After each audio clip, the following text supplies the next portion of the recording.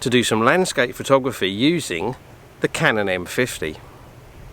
I'm as wide angle as I can get, and again I am really missing that extra 2mm, so I'm just hanging on a little bit longer because the sun's dipping down very low now.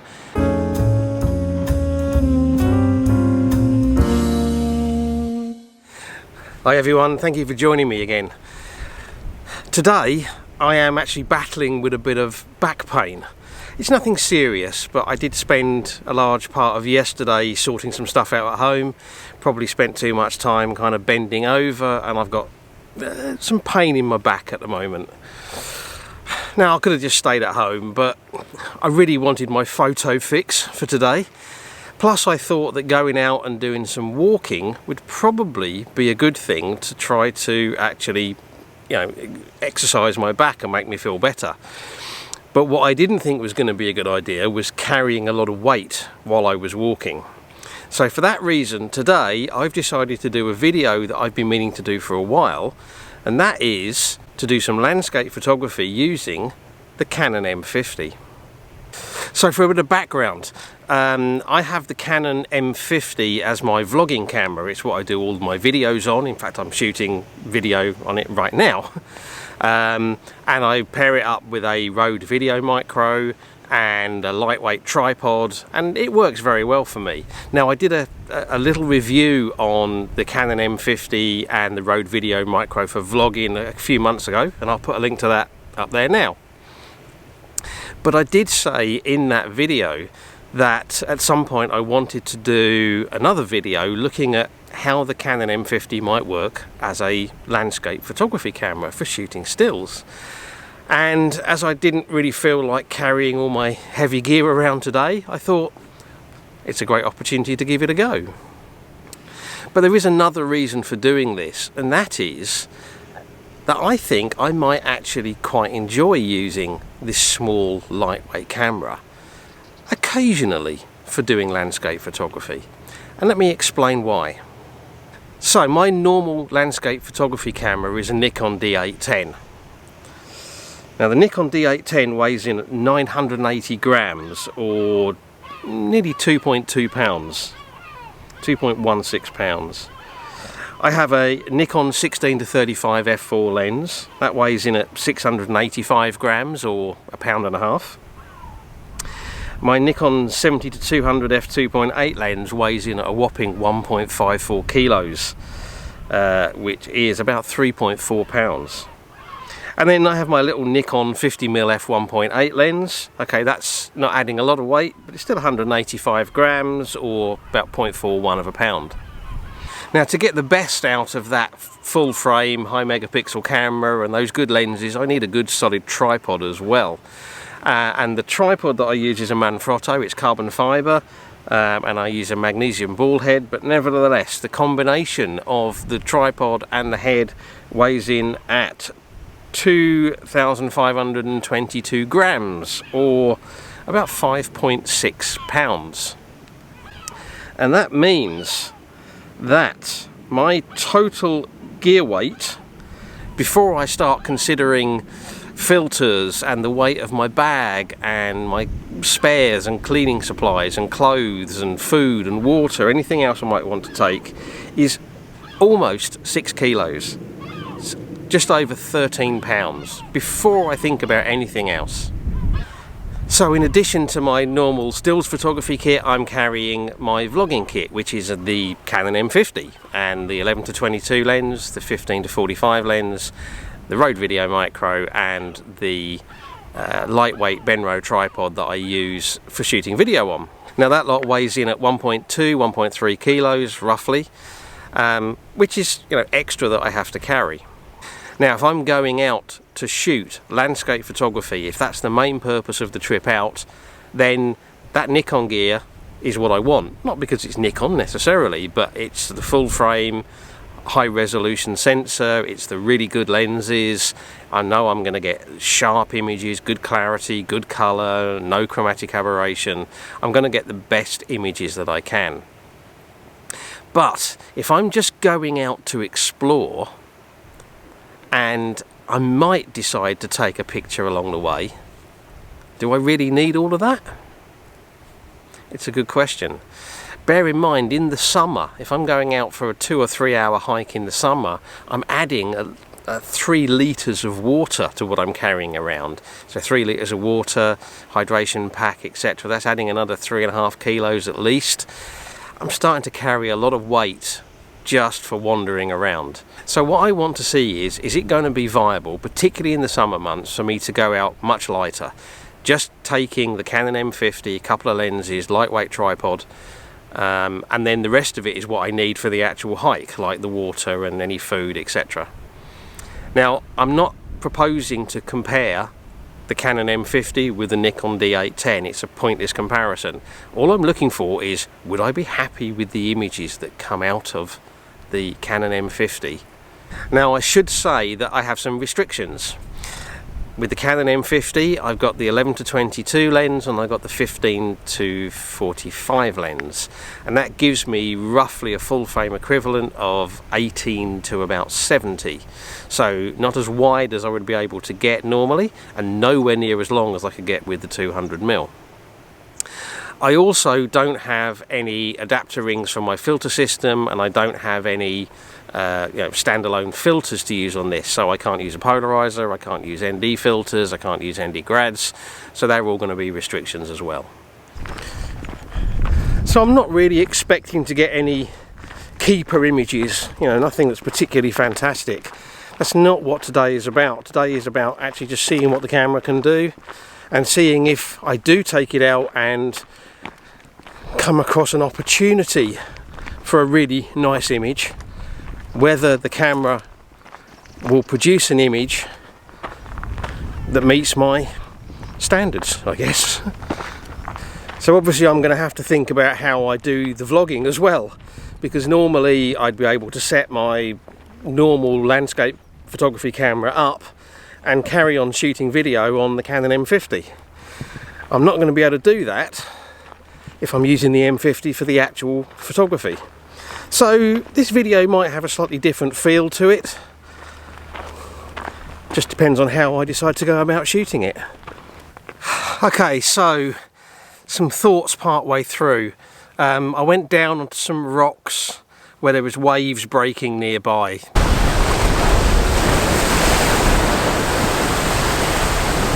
Thinking I might be able to get some shots there would give me an idea of how it would cope with that kind of image. It probably wasn't the smartest thing to do for my back, because it was a bit of a clamber down and back up, but my back seems to have been okay. But in terms of the photography, I gave up. Partly it was because this lightweight tripod is just impossible to get stable enough on sort of really uneven, difficult surfaces, like I was trying to do there, spreading it across rocks.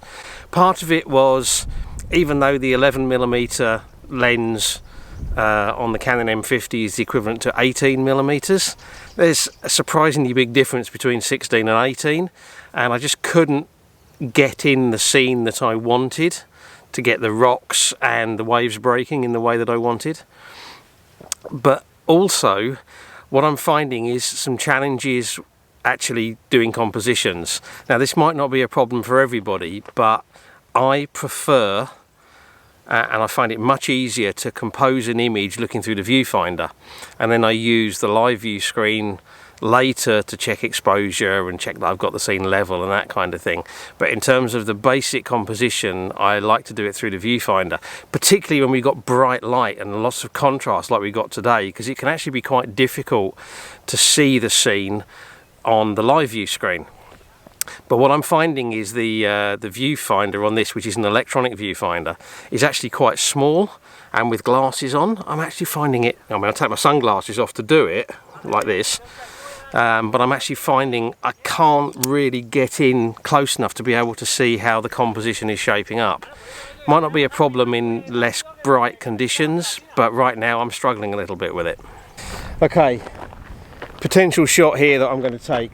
There's a really nicely shaped tree just there, and what I'm going to do, they're just down in the foreground here, there's these yellow flowers, and what I'm going to do is put the flowers in the bottom right hand corner of the frame, and the tree will be kind of up in the center, so I'm going to have the tripod low down. I'm going to shoot at f11, 1/60th of a second.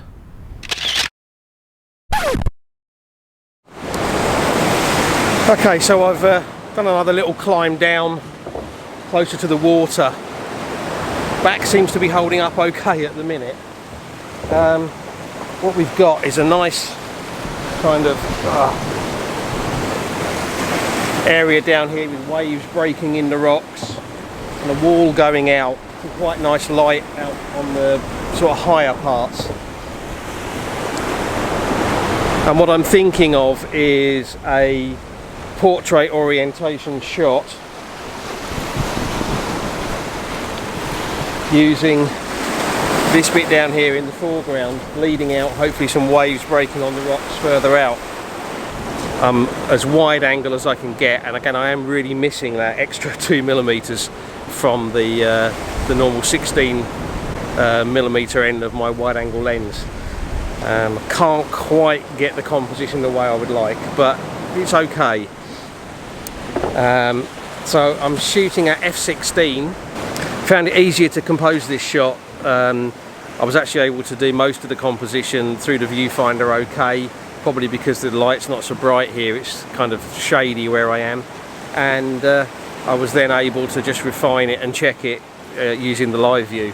So it's a bit easier when you're not fighting sort of a lot of bright ambient light and contrast around you. Okay, so I was going to hang around until sunset, but if I'm honest, my back is telling me it's time to go home. But I'm going to do one more shot. The sun is pretty low now, it's kind of over there, because we're only about 15-20 minutes before sunset. And I've got this tree here. It's only small, a bit taller than me, but only small, close to the edge of a cliff. Okay, so I want to compose this quite carefully. I want to make sure that the horizon is kind of bisecting the trunk, but leaving all of the foliage above the horizon. But in particular, I want to make sure that this one bit here, which hangs down lower than all the rest, is just almost touching the horizon line.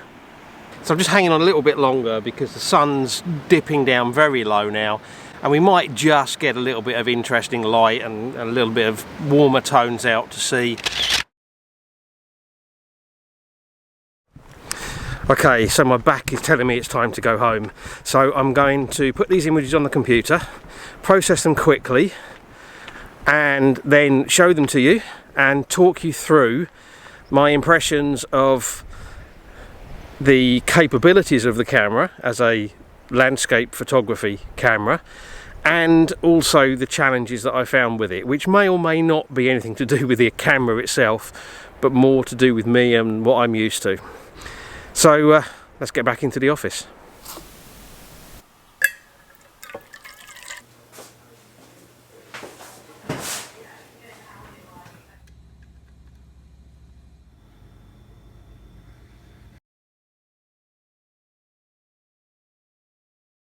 Okay, so I've got those 3 images and I've quickly processed them just because what I want to see is how do the files from the M50 hold up to the kind of processing that I would do to any other landscape image. So let's talk through the 3 images that we've got, and we'll start off with this one.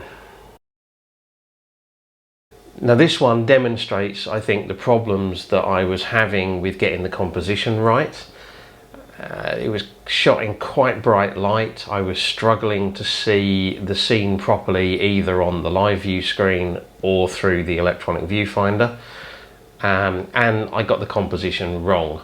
So if we look at this composition, where I've gone wrong is these flowers here and this bit of the bush here are actually sticking up into the shape of the tree. And for this composition to work, they needed to be in this space down here and down here. So what I did wrong was I actually had the camera too low. If I look at what the camera actually did in terms of the image, I mean, there's plenty of detail in there. perhaps not quite the crispness and level of detail that I would get with my D810 and one of my sort of more expensive lenses, but in terms of the capabilities of the camera here, it's done a superb job, and you could pretty much print this almost as big as you like. Okay, let's have a look at the second image, and that was this one. Now on this image I used a technique to blend three images to maximize the amount of waves that were appearing in the scene.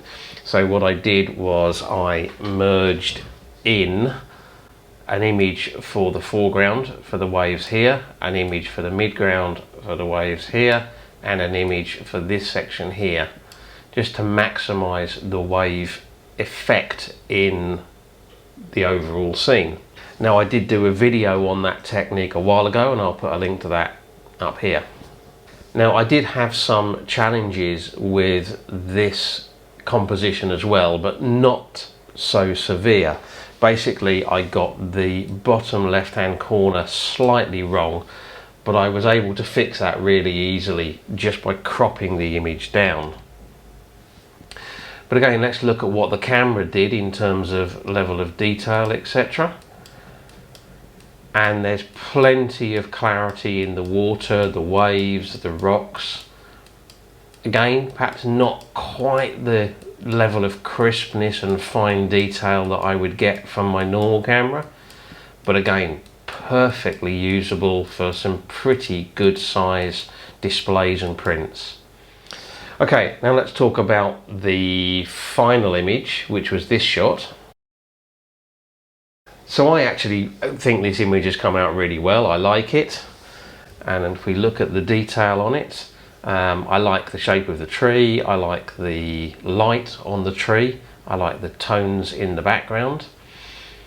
And on this one I wanted to be really precise with the composition. As I said, I wanted all of the foliage above the horizon, but in particular I wanted to make sure that this little bit here that kind of hangs down was exactly in the right place. I wanted it sort of pretty much touching the horizon. And if I zoom in and have a look, I nailed it, absolutely spot on. I couldn't have got it any closer. There's even some quite nice detail in the fish farm there actually. So yeah, again, plenty of detail in here. Perhaps again, not quite as detailed as I would normally see, but again, perfectly adequate. This is a perfectly usable image. It's been cropped down 1:1, so it's 4000 pixels by 4000 pixels, and it looks like a pretty good image to me. Okay, so conclusions. Is the Canon M50 a suitable camera for landscape photography? And the short answer is yes, absolutely. It has good resolution, it has a good dynamic range. You can get some really nice images with this. I had a couple of issues on the day. One of them was related to this viewfinder, which I did find rather small, particularly because I wear glasses, and I found it a little bit difficult to compose shots using that, and in bright light it's quite difficult to compose shots solely using the live view screen. But I think I was getting better at it later in the day, and obviously the fact that it's a tilt screen helps a little bit because you can try and position it out of the bright light. So I think the challenges I had there were more down to me and what I'm used to than any failures of the camera. I must admit, all of the shots that I took were with the 11-22 lens. I didn't do anything with the 15-45 kit lens, and this is a cheaper lens than this one, so I'm not sure whether we'd get any additional issues, any additional softness or chromatic aberration or anything like that with this one. So I'll have to do some more practicing. So I think no issues with the camera. In terms of the tripod, I did have some issues. Although it's perfectly serviceable for what I want for video and for stills photography, it works fine if you're on a nice level surface and you're not trying to do anything too creative in terms of the tripod position, but it's just too small and too unstable to get into any sort of really kind of creative positions where you're trying to get the tripod into sort of odd places to get the composition just the way you want it. And also the ball head on this is really basic. It's just a single control on it that controls all of the movement. It has no friction control, it has no pan control, and that is actually quite limiting in terms of being able to get the compositions nailed just the way that I want them.